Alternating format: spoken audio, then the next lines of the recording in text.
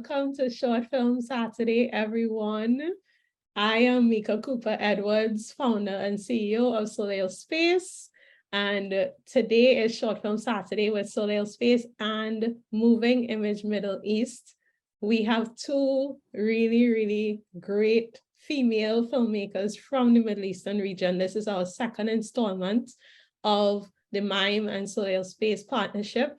And we're really excited. We have some killer films for you guys to watch, and I'm just bursting with excitement to watch them again for the third time. So first, let me introduce Soleil to anyone who is not familiar with us, and it's your first time at Short Film Saturday.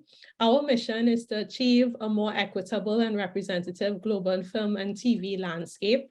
We are a media company based in Brooklyn, New York. And our focus is on the global diasporas of Asia, Africa, Latin America, the Caribbean, and the Middle East, with the goals of elevating untold stories from these cultures, forming closer transcultural community bonds, and providing opportunities and resources for our creator community to produce premium world-class content. We specialize in film, TV, and editorial media, and aim to lift up underrepresented voices from these regions that aren't often seen or authentically represented in the global mainstream media. And we feel that there's no better way to do that than via short films. This is why Short Film Saturdays was born. We have a podcast, Soleil Spotlight. Quick plug, you can listen to that at your own leisure at any of the top platforms. And we were profiling filmmakers and their journeys from the global South regions, and we're told that we have nowhere to watch their films, especially their early work. And we feel like shorts are also the purest form of artistic expression and often not always executed within the boundaries of big production budgets, right? And so that's how Short Film Saturdays was born. And we're celebrating 1 year of Short Film Saturdays. We're really excited about that. And if you stick around to the end of the Q&A, there'll be a few big announcements for the audience that we're sharing in celebration of 1 year of Short Film Saturdays and also 5 years for our company, Soleil Space. Because since launching Short Film Saturdays in late summer 2021, we featured 59 films from 48 filmmakers in 22 countries. So Faiza and Shaima, today you guys are crossing us into the 60 film mark and the 50 filmmakers mark. You are our 50th and 51st 49th and 50th filmmakers and our 60th and 61st film. So this is a really important milestone for us, and we're just really proud, and we're really happy to have you guys here. But let me tell everyone a bit about our partner for this Short Film Saturday, Moving Image Middle East. It's a website, and in my opinion, the most important independent voice for Middle Eastern film currently. It's a website and newsletter which focuses on moving image culture in all its forms, and is a one-stop destination for film, TV, and all artistic developments in Middle Eastern countries. A little trade news, a touch of celebrity coverage, all with a healthy dose of culture mixed in with lifestyle, fashion, and reviews.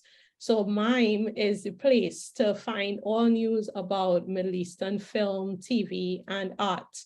And I want to shout out right now Nina Roth, who is the editor and founder of MIME, who has been awesome as a partner to bring these two filmmakers to Soleil Space.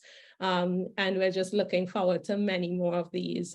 Super excited about that. So go to mime.news, that's their website, and you could start consuming a lot of news about these amazing films that we don't get to see, especially in the West. So let me introduce our guests, our two powerhouse female filmmakers, and you'll see this show up in their films as well. So Faiza Ambah is an award-winning director, producer, and writer, and former Washington Post correspondent based in Saudi Arabia. Her directorial debut short film, MARIAM, which you guys will see today, was produced in 2015 and won numerous international awards, including being showcased at UNESCO in Paris, the Scottish Parliament, and is continually being screened at universities all around the world. Faiza was also involved in the production of SANCTITY, which was in Berlinale 2013, AVE MARIA, which was Cannes, and Oscar selection in 2015, and A Gaza Weekend, which screened at the Toronto Film Festival this year. So welcome, Faiza. Great to have you. I'm so happy to be part of Soleil Space, and I'm very happy that Nina brought us together. I'm a big fan of Nina and of the Moving Images Middle East newsletter. Yes, awesome. And our other filmmaker, Shaima Al-Tamimi, is a Yemeni East African, specifically Kenyan, visual storyteller based in Qatar. Her work is inspired by social and cultural issues reflective of her own personal story. She explores themes relating to patterns and impacts of intergenerational trauma, societal culture, and healing. She was a Photography and Social Justice 2020 Fellow at the Magnum Foundation, where she developed her award-winning film, Don't Get Too Comfortable. Her works have been supported by Arab documentary photography program, Women Photograph, the Prince Claus Fund, Tazweer, to name a few. In addition to her artistic endeavors, Shaima is a development consultant for YWT, a Yemeni organization that offers funding and mentorship to creative Yemeni talents in and out of Yemen. So now I'll toss it over to the filmmakers. Welcome, Shaima. You could go first in introducing your film, and then Faiza. Thank you, Misha, and congratulations on all of these milestones that you guys are celebrating. We're very honored to be a part of it. Thank you. Shall I introduce the film, or? Yes, yeah, brief introduction of the film. Don't give too much away, right? But you could and do a brief introduction, and then Faiza, you could follow and just briefly introduce Miriam as well. Okay, so the film we're seeing today is, as you know, called Voices from the Urban Scape. It's one of the films I worked on with a co-director of mine at the time. Her name is MARIAM Salim, and it was part of a lab, like a documentary short lab that I took just to sort of, you know, see where I could go with storytelling. I come from a background of photography, and I kind of wanted to sort of explore the moving image realm of images. So it's actually not too much of a, it's serendipitous time to be partnering with Moving Images Middle East on this collaboration. So yeah, it's a very short film, 5 minutes. We both worked on it with like all of our hearts. And okay, and I'll leave you to it. On to Faiza. Yeah, Mariam is a film that's very close to my heart. It's about a young girl, a veiled Muslim teenager in France. 2004, the year they ban headscarves in French schools. And even though I don't wear the hijab, it's still a very personal story. It's a very personal story for me.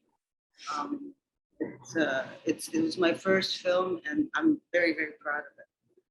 Awesome. Thank you, ladies. All right, so really quick for the audience, a bit of the run of show. We're going to show the two films back to back, right? First will be Voices from the Urban Scape, which is about 5 minutes. And then Miriam is a short that's kind of creeping into feature length. So you guys are getting an extra treat today because this is the longest film we've ever shown for Short Film Saturday.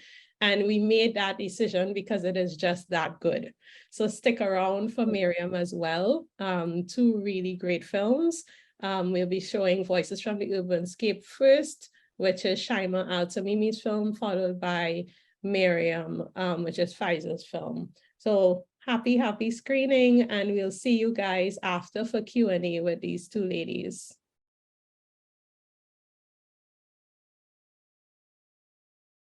All right, folks, that was really good. I could see just how excited everybody was on that. That chat was just popping, guys.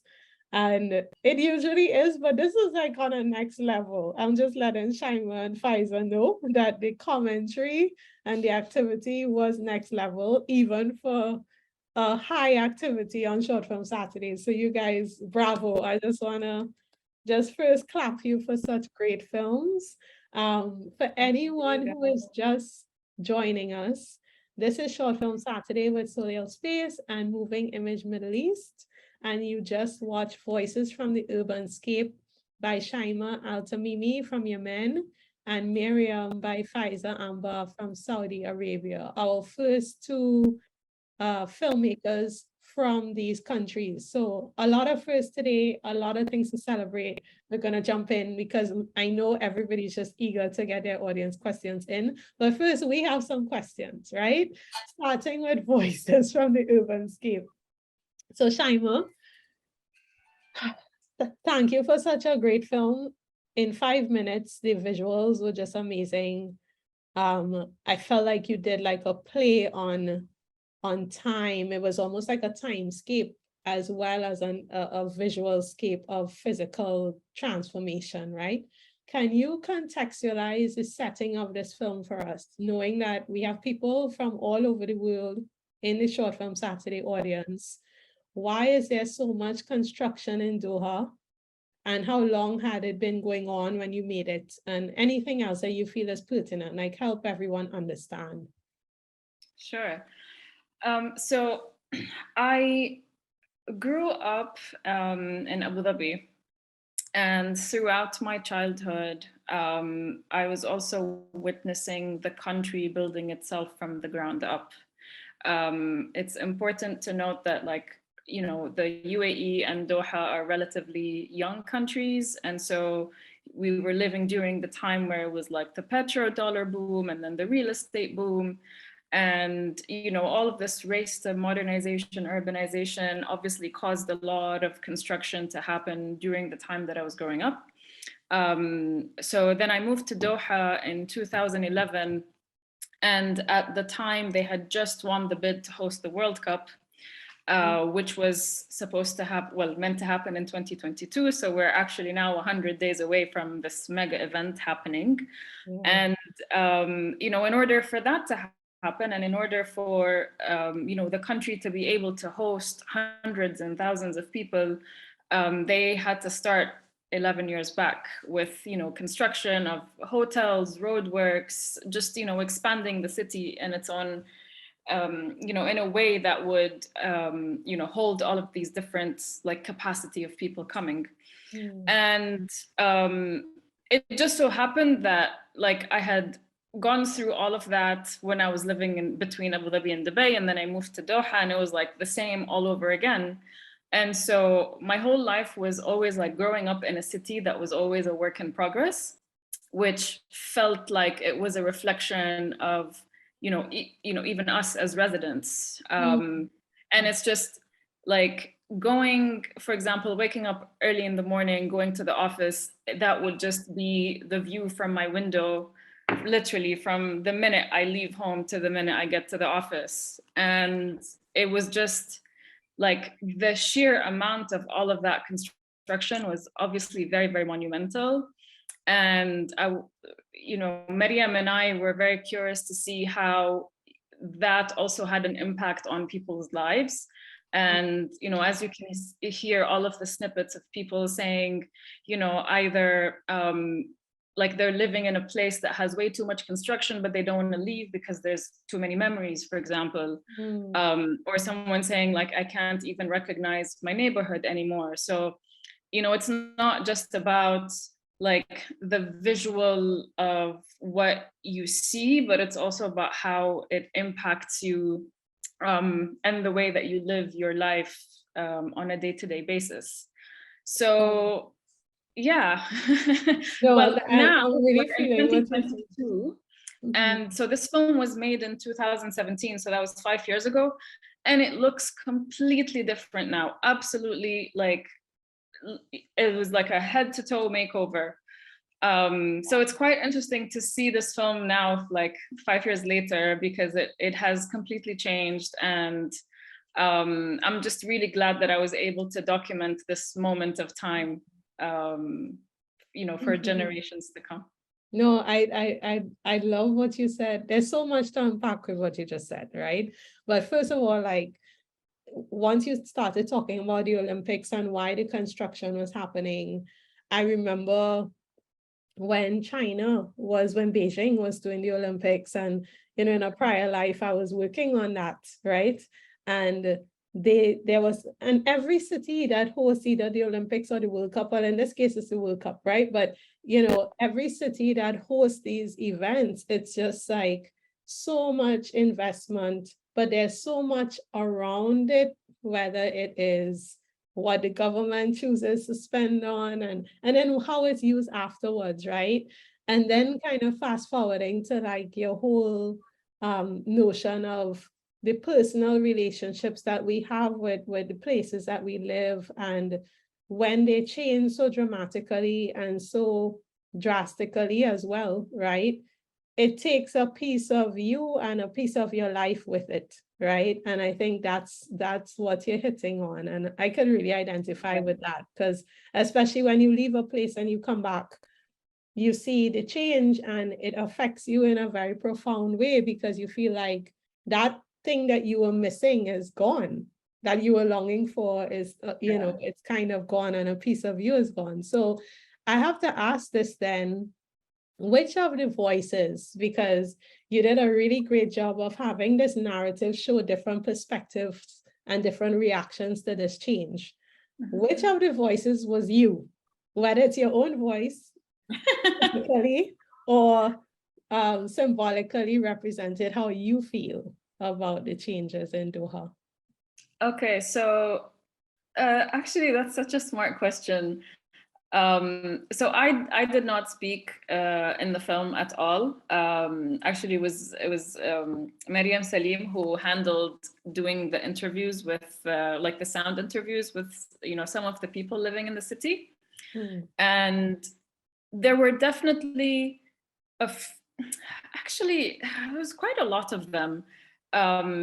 You know, all these small voices that like don't even complete a sentence, but say something that's very sort of impactful. Like, for example, there was one person saying, and it was the image of like a construction worker, and it was someone saying, "It's very hot, I wish I can give him water."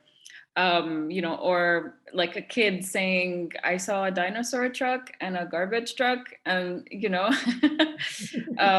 but I would definitely have to say it was probably the one like chunk of the longest voice that you hear towards the end, which is Suzanne Marghani, who's an amazing Sudanese filmmaker, where she says like, "I'm Russian, but I'm supposed to be British, but I never lived there." And it's, you know, the thing is like, I won't even say that exactly personifies my life, you know, in a different, like within a different setting, but within the same sort of background. But it's almost 80% of people who live in Doha or in the like the GCC region are, you know, come from mixed backgrounds and have sort of just settled here, and, you know, really called this place home. So again, it just goes back to the question of like, where is home? And it can be anything. So it was interesting to see that from the perspective of people who also live in a space that's always changing. And so sometimes it doesn't feel like home, but it does, because of all the people who share the same sort of geographical diasporic experiences. Yeah, and that was a kind of trick question, because just before we jumped onto this, I asked Shaima, where, you know, that classic question, where exactly are you from, right? Because we hadn't met before, and she said, "I'm from Kenya. I'm Kenyan from Yemen and living in Doha." And for those who don't know where Doha is, because I think there are a few people who may not, it's in Qatar, right? Is it the capital city, Shaima? Yeah. Of Qatar, right? So just contextualizing, that's a big part of what we do here. So in terms of the diversity of the opinions expressed, right? You know, we don't see any of the people up close. but, you know, we see all these different voices and languages spoken in the interviews. How did you guys go about collecting your interview subjects? You said your co-director kind of led that piece of it to represent that diversity. So it was actually a very interesting experiment because we first had to we had to obviously come up with a list as part of like the production process, because this was also during a documentary lab. So we needed to go through the steps in order to then start like shooting. And we made a list of all the people that we could think of in terms of our like circle of friends. And then also people who, for example, we see on a day-to-day basis in the office, anyone that we had, you know, either like a friendly relationship with or a professional relationship. And then there were actually some random people on the streets or in the construction sites, because I did the bit where I recorded all of the construction sounds that you hear in the background. I heard that in the credits, so that was you speaking to the guy. Yeah. Right, yeah. Yeah. And also making these construction sounds into like a track was a very interesting experience. But yeah, we basically had to sort of branch out and think of whoever we could at the time, because we also had to act really fast. And one thing actually I have to say is that the film was shot on an iPhone. Yeah, it was shot on an iPhone. So it was basically stuck to, we taped it to the side of the window and then literally drove from one end of Doha to the next. And that was like, what you saw was basically what the car ride captured, with the phone being stuck to the window. You see, this is what I love about my Global South filmmakers. The innovation. No, really, like nobody would have ever guessed, because that was actually my next question, was the cinematography and how you went about capturing that kind of, you know, it was such a it was a fast moving piece continuously, and then hearing the voices, and that combination was really experiential in a lot of ways. And I'm in shock, like you did that with an iPhone. That is just great. That is genius. Yeah. We had actually, now that I'm recalling this, we had a very silly mishap during the shooting, because I had to obviously dedicate one or 2 days to doing the filming. And so I called up one of my other friends who was also in the lab, but she was doing another film. I was like, listen, we need to go on a ride. It's probably going to take us 3 hours. Let's just have fun doing this. And so we bought some snacks, had some really good music, blasted in the car, and just drove around literally for like 3 to 4 hours. And then when we put the footage on the screen so that we could, you know, just see what we captured, all of the footage was super shaky and like fuzzy. And it was just like, why is that happening? So we had to troubleshoot, and one of our instructors said, maybe you should try like changing the bitrate on the phone when you film. So we did that, came back, still the same. So we lost like 2 days of shooting, only to then realize, because then one of the instructors asked us, like, by any chance, do you have like very loud music in the car? Because that was affecting the the window beating. So yeah, we had to do it the boring way the third time. Boring, exactly. Yeah. So it's these small details that like the iPhone could pick up, you know, with the windows not vibrating. And that's what I was most shocked by, because I'm like, this is like, it was very smooth and stable, you know. So I was going to ask how you were able to get the movement, but have it so linear in terms of how the different images came together. And that meant that your editor was also really good, right? Did you edit it as well? I mean, we both edited it. Great. There was like some help just to like clean the transitions, but we had to do the editing as well. Well, great job. Good job. Well, we have more questions for you, which we'll leave the audience to ask, right? But I'll transition to MARIAM, Faiza, amazing film. It touched me on a personal level. Yes, that deserves a clap. Absolutely, Well, yeah. touched me on a personal level because growing up in Trinidad, when I was in high school, there was a lot of controversy around hijabs in schools. It made national news. I'm getting goosebumps talking about it. And just to kind of see that, how that, that story come to life in a different cultural setting and making that contrast and comparison was just a real fascinating thing. That at the time, I didn't realize there was any controversy. Why was there controversy? In Trinidad, it was the same thing. Like, we wear uniforms, school uniforms, and Muslim girls who, because we're British colonial, well, past British colony, so and French and Spanish, actually. That's the next story. We have a lot of the colonial history, and we wear uniforms in high school. All schools wear uniforms. And so they were banning hijabs. There was a big controversy about a Muslim girl. It wasn't in my school, but she went to school and wore a hijab. And that just sparked a whole thing about the hijab not being part of the uniform and the whole thing. But I don't want to get too much into that because I want to focus on the film. That there was anybody else in any other country that actually banned it like they did in France. I mean, that was a legal thing in France. The government banned it, not the schools. Right, and it was a government level controversy, right? But it started in the school, and this incident in the school of the school telling her not to wear the hijab. So let's start on that note then.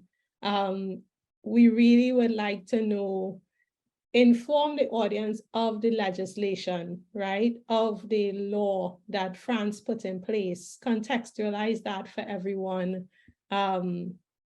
When did this happen? Why did it happen? And why did you feel like you wanted to pick this up and tell the story in such a creative way? I wasn't in France when it happened. It passed in 2004. At the time, I was a journalist working in Egypt. And I remember reading the news on the newswire. And I remember it just painful. It just hurt me. Like, I felt like a symbol, an icon of my religion, even though I didn't wear the hijab myself. I don't know, it just felt very personal. It felt painful. And then I was in France in 2011, right after Saudi Arabia. And in Saudi Arabia at that time, I couldn't dress the way I wanted. I had to wear the hijab. So I go to France, and that year they passed a law banning the niqab, and they were like taking women who were in niqab in police trucks and taking them to police stations because they were wearing niqabs. They had banned niqabs, and I just really felt for these women who couldn't dress the way they wanted, the way I, at that time, couldn't dress or undress the way I wanted in Saudi Arabia. I had to wear the headscarf, and I didn't want to. And these women wanted to cover, and they couldn't. So I just really felt that, and I felt there was a lot of hypocrisy when you tell people, you're free to do what you want as long as it's something that we believe in. Exactly. Yeah, so and you did a very good job of that hypocrisy and all those different people's takes on it, whether it's the school principal talking about democracy and freedom and school being a place where you could be free, or the father who said he escaped somewhere so he could be free, but then he's kind of oppressing his daughter. Like, you really kind of take that central irony and you interpret it through so many different characters. It was really fascinating. Yeah, I wanted to, like, as I said before, I used to be a journalist before, so it forced me to try to see everything from multiple points of view. And I used to think it was at a disadvantage as a filmmaker, but now I've started to realize that it's not. It can be a good thing. It's a great thing because you packed a lot of perspectives into that. Like, I was like, this is so layered, So that kind of leads, I'm going back a little bit to, you said it was pretty painful for you, right? Explain the personal, your personal connection to the story, and also explain to people who aren't familiar with Islam, what is the symbolism of the veil? I can't do that. I think I always say that, you know, there's over a billion, I don't know how many Muslims, and there's that many numbers of Islam. I don't think Islam is one thing. I think it's, you know, every Muslim has their own Islam. So I can't speak for what the veil represents to anyone. Mm-hmm. I can't. But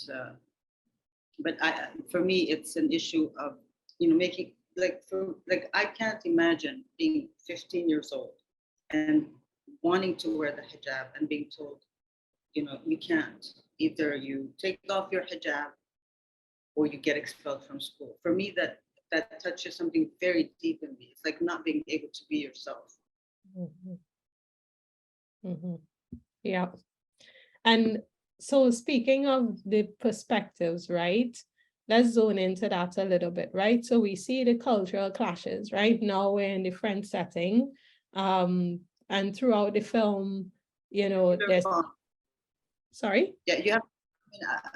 I remember in Algeria when I was a journalist during the times of... there was a time in Algeria when secular journalists were targeted by Muslim extremists who didn't like it. So a lot of them had to escape. So her father is that kind of person, someone who, for him, Islam, you know, is just one thing. It's these extremists who force him out of his country. And for her, it's the sense of safety, the sense of beauty that she got when she went to Hajj with her grandmother in Mecca. This you know, this thing that she wanted to carry with her out of Mecca.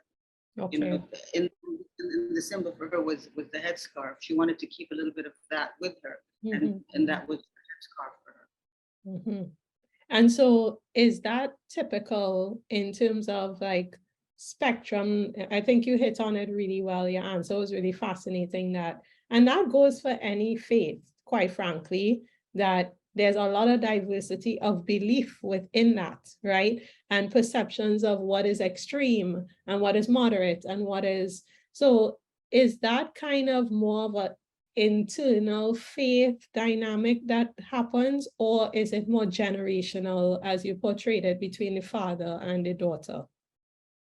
No, I don't think it's generational. I think it's very personal. It's it just so happened that he lived this experience where journalists were targeted by, you know, Muslim extremists, and she lived this experience where she lost her mother, and when she went to the Hajj with her grandmother, she felt something. Mm-hmm. She actually felt something bigger than herself for the first time in her life, and she wanted to keep that somehow with her. So I don't think it's generational. I think, you know, different generations, you'll have generations with people who are secular, and then, you know, second generations and other generations that are like, you'll have both in every generation. That's been my experience. Okay. And also, you know, say what her experience is with people there. I mean, the generations of Muslims, I don't think there's one generation that's more religious than another. Mm-hmm. Okay. Because, yes, the reason I asked that is because I'm a Christian, right? And you tend to have generational differences in Christianity. Yes, there's still that spectrum within, right? But you do see different beliefs of what's accepted as you go down from generation to generation, generally speaking. So that's a really good nuance that you pointed out there, that it's actually more personal and very diverse within each generation, right? And I think what country we're in and what that country was going through at the time. Exactly. And so kind of going back to another cultural, the other side of it, you also represented real multiculturalism too, right? In the context of France. And you have this Muslim girl of Middle Eastern background who loves hip hop and is doing dancing to Bollywood music. Like, tell us about those creative choices in the character of Miriam, just showing all these different cultures. I worked as a journalist for so many years, and one of the things I hated seeing in journalism was these stereotypes. You know, Muslims were one thing, Muslim men were one thing, Muslim teenagers were one thing, Muslim fathers were one thing. You know, our fathers are not the stereotypical fathers. I had an amazing father. My father was the first feminist I ever met. So I just got so sick and tired of being stereotyped. So I don't think any 15-year-old Muslim girl is gonna, you know, whether or not she wears a hijab, is gonna be that different from any other 15-year-old. She still has a heart, she still has eyes, she can still get a crush on a cute guy. Right. You know, I don't see one, you know what I mean? She can still hang out with her friends and laugh. She might see the world a little bit differently. Her goals might be different, her objectives, but she's still a 15-year-old girl.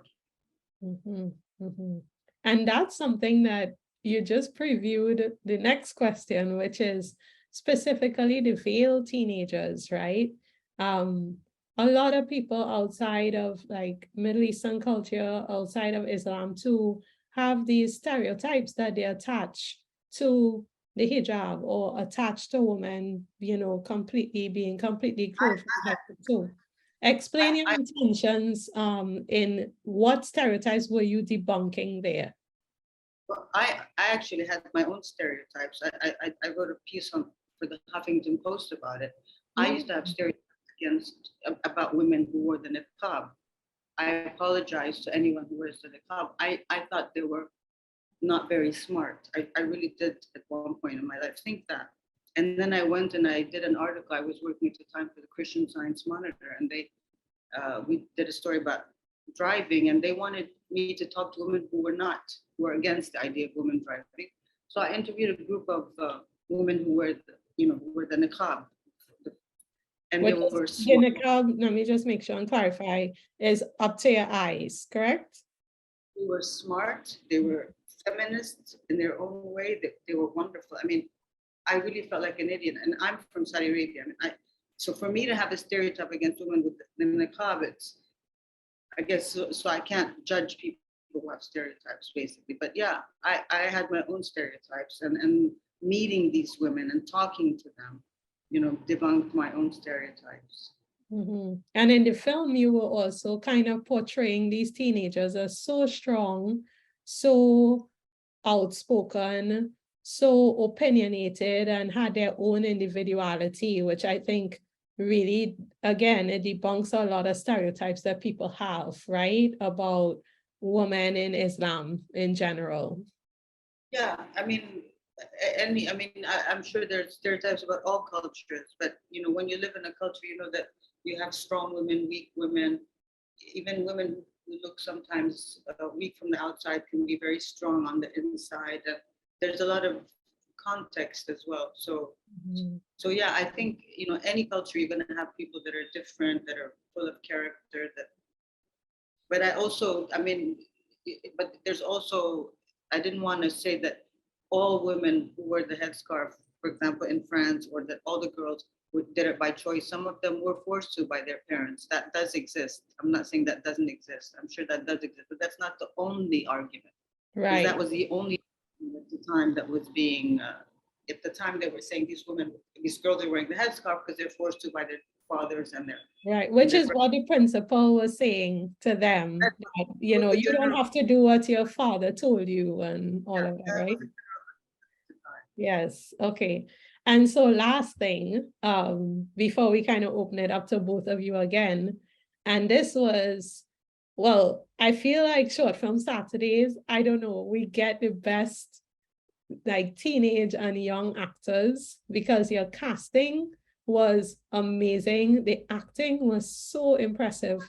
Tell us, and the comments, everybody was talking about that throughout the film. Like, tell us what your process was. Where did you find them? How did you get them to be so natural in their portrayals, and just so nuanced? Like, it was really excellent.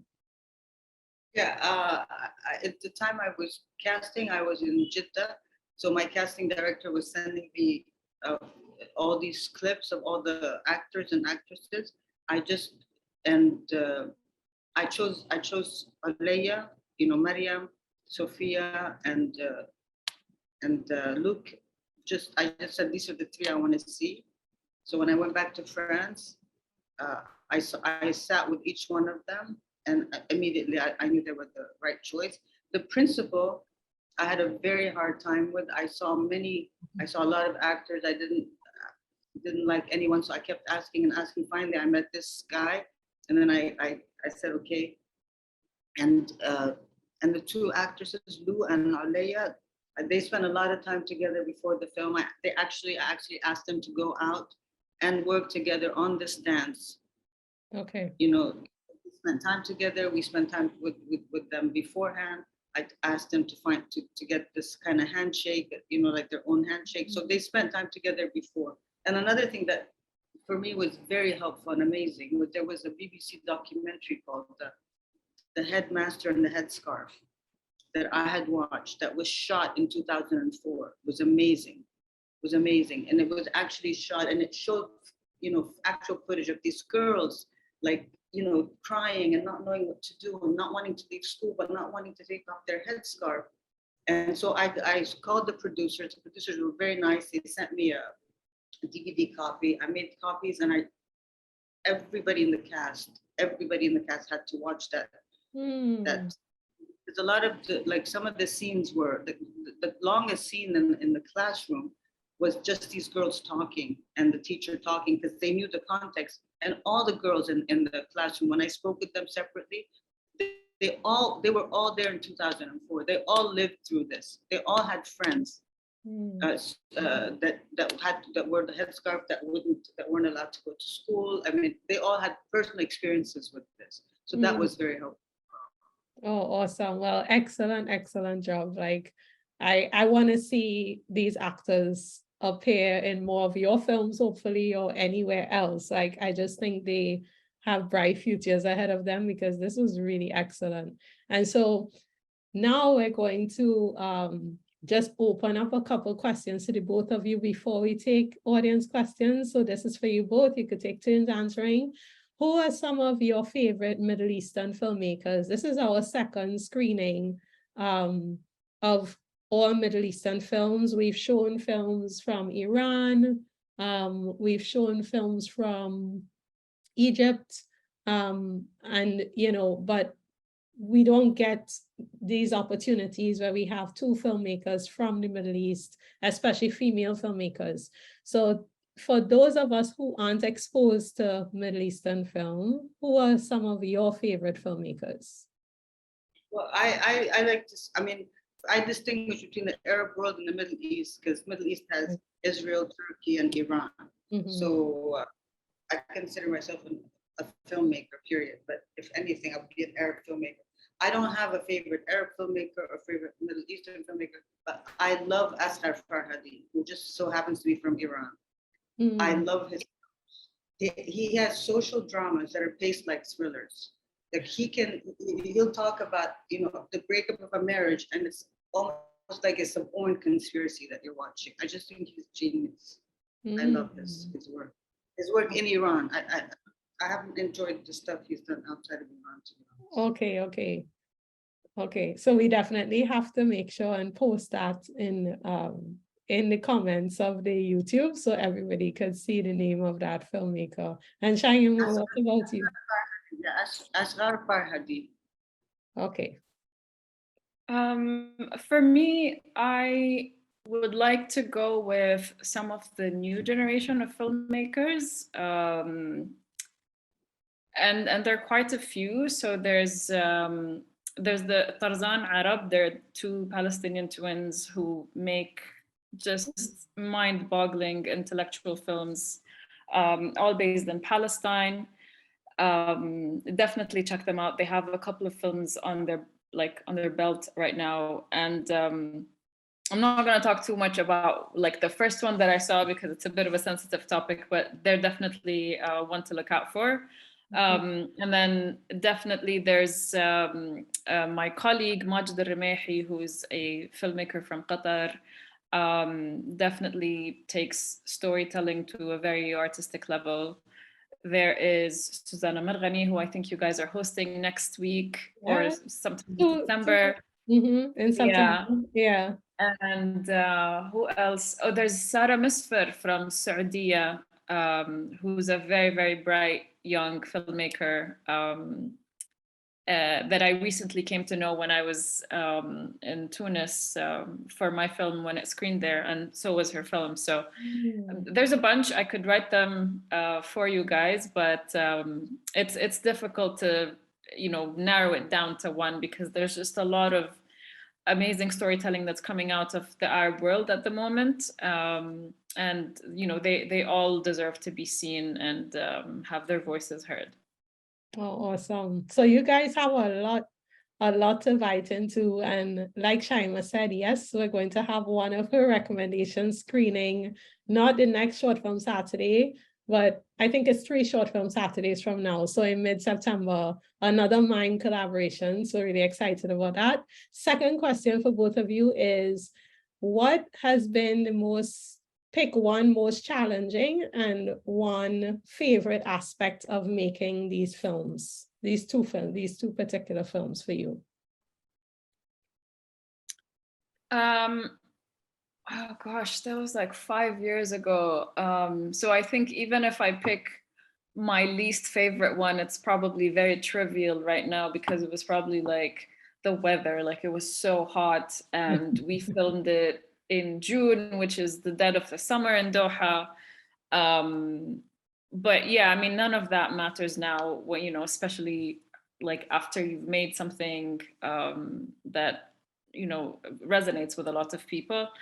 I guess my favorite part would be the entire process of discovering how to make a film, because that was that was me going through the process firsthand within a short period of time, and everything was just a discovery of like how to work with sound, how to edit, how to think of a storyline. And I actually never really wanted to be a filmmaker, and to this day, like, I'm still wrapping my head around people calling me that as like a profession to identify with. And like, even when I made my second film, which was not meant to be a film, I guess it just happened organically. Like, this is gonna sound so cliche, like I didn't go to filmmaking, it came to me, kind of a thing. Oh, I love that. I love that. Yeah. That's awesome. And what about you, Faiza? I agree with Shaima. My favorite part was the discovery of the filmmaking process, because Mariam was my first film. I had a career before as a journalist. I was absolutely terrified on set every single day. Oh. I'd wake up at dawn and meditate and pray for an hour not to embarrass myself, to get all the shots I needed. I was terrified, but I also just loved the fact that I was getting the footage, the actors were doing a great job.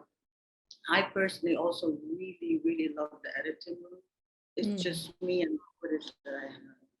It's much more calm. It's not pre-production, it's not production. It's just you trying to, to tell the best version of your story. And you can your time. It's because on the set, it's always yalla, yalla, yalla, let's get moving, keep moving. It's kind of nerve-wracking.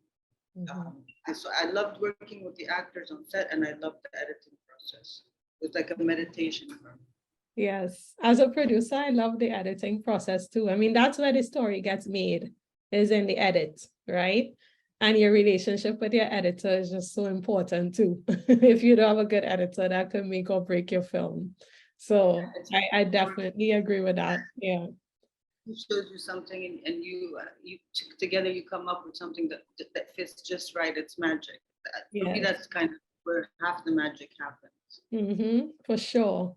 And so now I'll open it up to audience questions. So you guys go.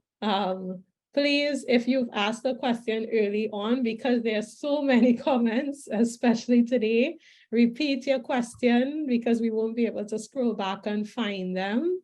But while we're doing that and letting the audience get their questions in, I want to ask both of you, what's next for you? What project should everyone be looking forward to?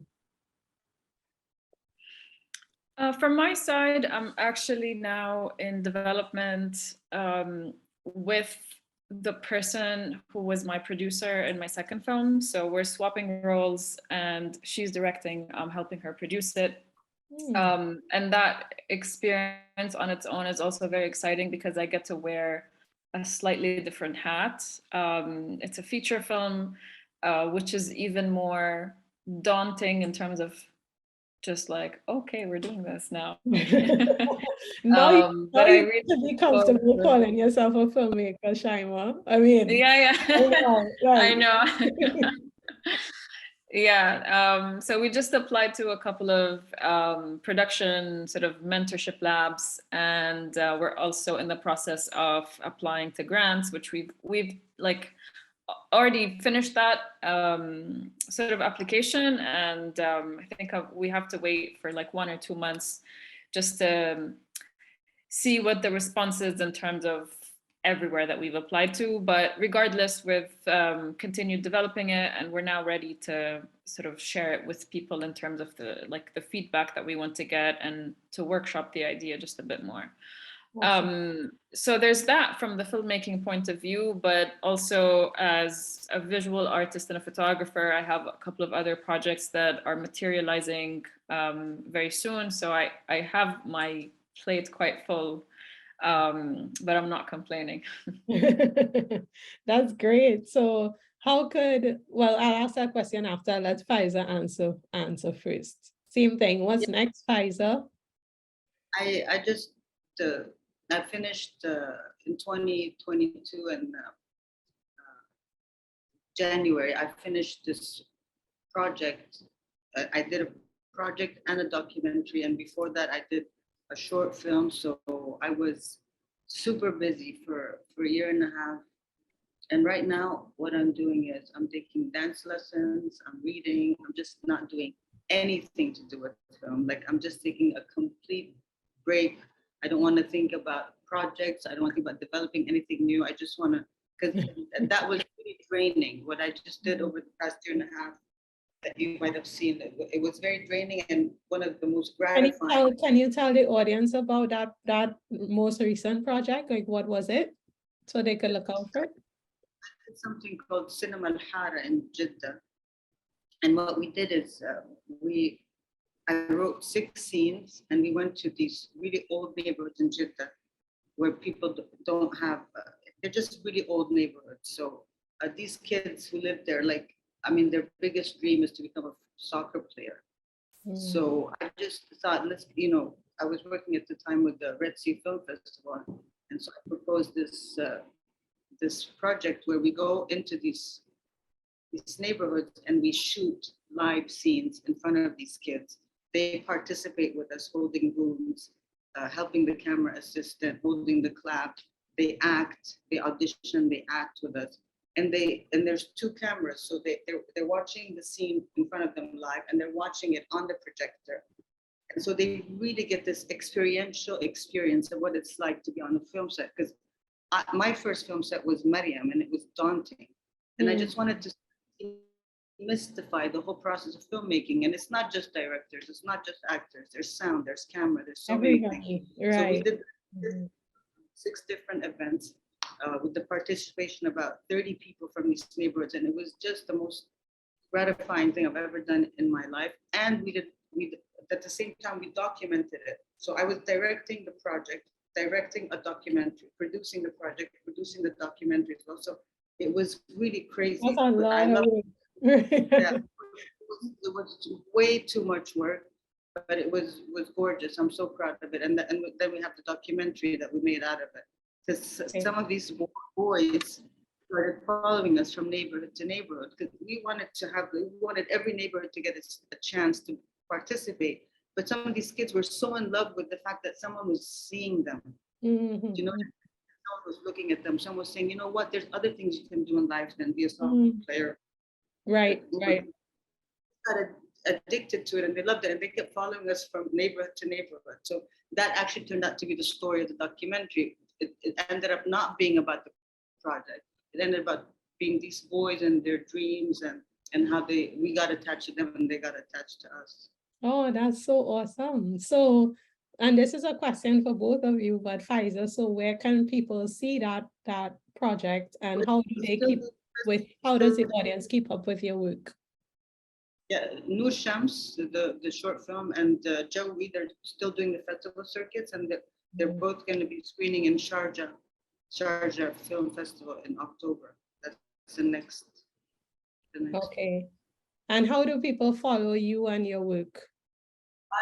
I'm on a social media fast. I don't do any social media because I used to spend way too many hours on social media. So now I took out Instagram, Twitter, Snapchat, TikTok. I removed everything.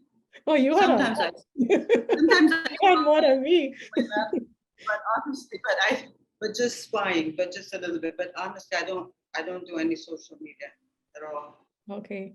What about you, Shaima? Wait, what was the question? Where can people keep up with your work? Okay, so I have a website where I have some updates on, what I'm currently working on. Like this film is also available on it. I'm quite active on Instagram, although have recently decreased my activity just because I'm trying to go on a fast, social media fast as well. But yeah, I mean, that's usually the place where a lot of people contact me for like whatever purpose. And what's the website handle on Instagram? Could you mention it? It's 𝗟𝗜𝗗𝗏𝗏𝗏𝗟𝗏, my spelling, yeah. Right. I love that. I am Shaima. It's beautiful. Yes, really. Yeah. That was actually, I get a lot of people like either making fun of that name or asking me why did I choose that handle. And it was just because back when Twitter was a thing and I tried to like register my handle, like Shaima was taken, and some of the pre-suggested ones was I am Shaima, and that just ended up sticking with me for like 12 years. But thank you. Very nice. All right, well, the audience has some questions, which I honestly think you guys answered a lot of the questions that came earlier, but they still have some, so I'll pick a few just because of time. Shaima,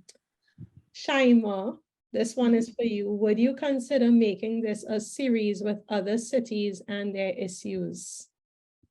I would love to, actually. I think all of that would boil down to funding, but this really sounds like a great sort of project, to also discover what other cities are going through and get to know people through that perspective. I would if given the chance, yeah. Is this something you've thought about, or did the audience just give you this idea, which could be really cool?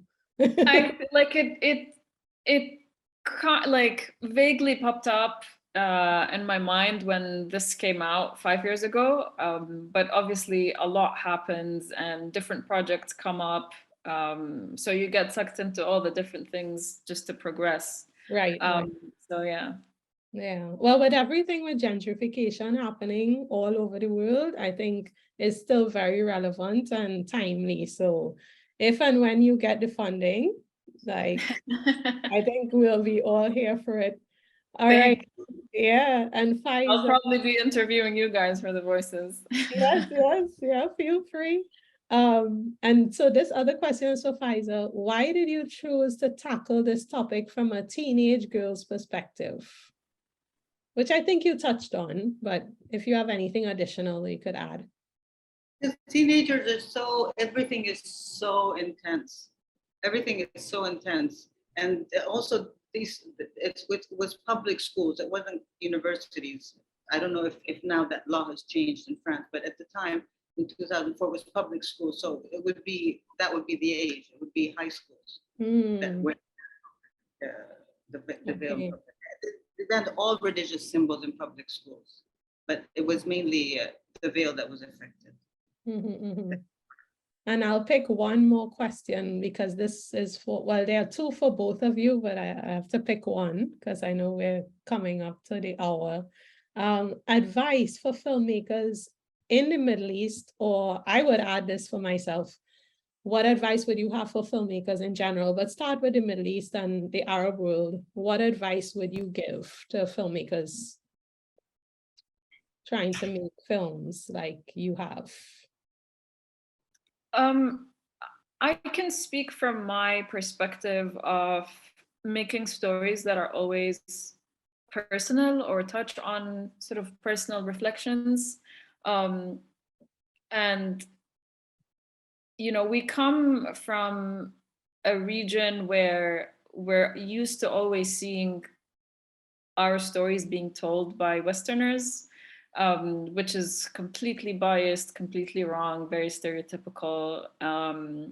And so, and I noticed here someone was saying, what advice would you give filmmakers trying to get exposure? And honestly, like, it isn't about the exposure as much as it is about being very true to what you want to say, and the voice that you want to sort of share with people. And so, you know, it's also very tricky to talk about personal issues. And so you need to sort of figure out where that comfort zone is and how much you can push, how creative you can get in terms of, you know, not also ruffling any feathers that might be caused to someone else that, you know, doesn't want their story to be told.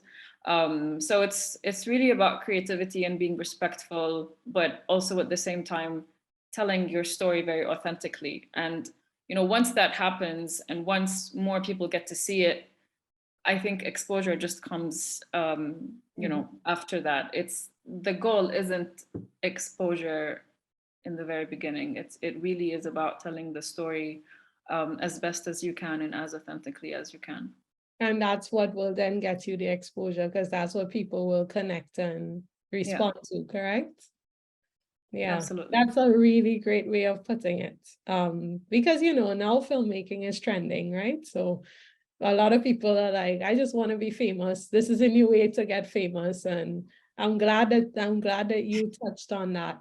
And Faiza, what's your It's not a fast or easy way to get famous. Like, there's so much sweat and tears. Yeah. Yeah, there's so much work, there's so many hurdles, right? Especially when you're not from privilege, when you don't have your own money to fund your films, and when you're not in those kind of big, like Hollywood, or, you know, in those big markets of filmmaking where it's easy to be in that stream, right? Yeah. I was going to say, making a film is very, very difficult. It's, you know, it's really tough. I mean, it takes years from your life, years. Even a short film will take years. It'll take, it's very stressful. It's not glamour. It's not photo shoots. People who make filmmaking look like photo shoots, they're really not doing a service to anyone. It really drains you. It takes something out from you. And I don't have any advice for Arab filmmakers in particular, but in general, like, I don't think anyone should make a film unless it's something that they're not gonna, you know, they won't be comfortable. They won't be able to sit still until it's a story they absolutely need to tell. I mean, when I was working on MARIAM, I felt ridiculous. I was like, why are you making a movie about a girl who wears a hijab? What do you care? You don't wear the hijab. You're not French. Why? But it was just something that was so powerful, and I just had to do it, so I did it. But honestly, I was embarrassed, you know, for a while. It's like, just get over it. Because it took me 2 years to get the funding. You know, we had, it was a very difficult process. So filmmaking is, I think, if it doesn't come from somewhere deep inside you, from somewhere like visceral, for me, it's not worth doing. Not worth it. Oh, awesome. You guys are amazing. Your films are amazing. Can't wait to see. You just won a new fan in me for sure. Definitely the Soleil team, because they were like, they're awesome. Nina, wherever you are awesome for bringing these two filmmakers together. And, you know, this was just, yeah, like this was just Love Nina. A really, really awesome experience. And I could tell that the audience really enjoyed it as well. So thank you so much to both of you. Thank you for having us. This was really fun, and I'm glad I also got to meet Faiza, even though it's on Zoom. But and I love by the way, I'm probably coming to Sharjah. I don't know if you're going, but my producer's film is screening there, so I'll inshallah I'll be there. I hope to see you. Both the films. Yes. Sorry? Oh, nice. Okay. That's amazing. Mika, I love your enthusiasm. It's like you have this childlike enthusiasm. I love it. It's so fun to talk. Thank you. Well, you guys brought that out of me today because like I fangirl when I see good films. And the rest of the team as well. I should shout out the whole Soleil team because it's a team effort putting this together, selecting the films, and making sure that these conversations are not just quality in terms of the production of it, but meaningful and insightful and really opening up people's minds to different cultures and authentic, real stories, right? So I'm reflecting the whole team's enthusiasm here. So thanks for saying that. All right, well, I'm going, oh, go ahead, sorry. To Nase, who we can't see, but who's with us as well. Yes, Nase. We have our social team. We have our editorial team that works on the website. A lot of different, hands. And then we have a partner, right, Nina, who also did a lot of work for this. Just got a new fan in me as well, Soleil Space. Thank you for what you do. Yes, thank you so much. All right, but I'm going to close formally and we could keep. Oh, sorry. I was just short films, like you said, they don't, if they're not in festival, they're not seen. So if you're not showing them, people have no other way to see them. So I think it's great what you're doing. Thank you so much. And that is a great note to just end with a few parting words. I want to make a few announcements for the audience. Thank you for sticking through. But, the fact that people are still on shows how great this experience was. We are celebrating 5 years of Soleil Space since Soleil was founded, first as Soleil Entertainment, and then also now we have the editorial company, Soleil Space, and 1 year of Short Film Saturdays. So we are doing a big giveaway contest on Instagram. So if you go on our IG now, soleil.space, our IG channel, you will be able to participate in a word search contest about the Global South and win an Airbnb experience. We're doing 5 IG giveaways to celebrate our 5 years of Soleil Space. So go there now and you can enter and participate to win an Airbnb experience. We're doing that for the next 5 weeks, 1 prize per week. We also have our new website, soleilspace.com, which recently launched. And so you can go there now to follow all things Soleil Space and all things Short Film Saturdays. So to find out what's happening each week, go to www.soleilspace.com. And our next Short Film Saturday is on August 27th. So we won't have Short Film Saturday next weekend, but the following weekend, we'll be doing a collaboration with Nollywood Week Paris. So we'll be showing 2 Nigerian films again. All right. So if you enjoyed yourself today, like and subscribe the channel, and we will see you on the 27th. Thank you, everybody.